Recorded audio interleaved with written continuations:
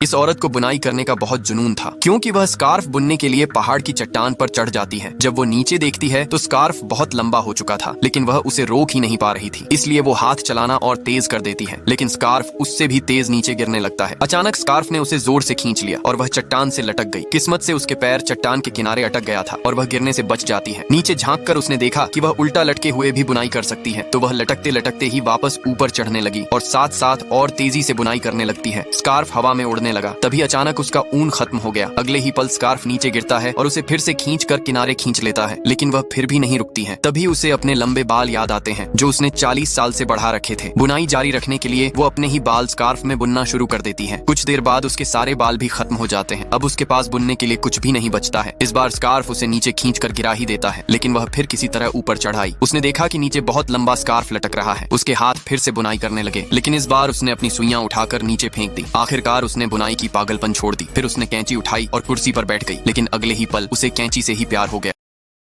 Download ShareChat.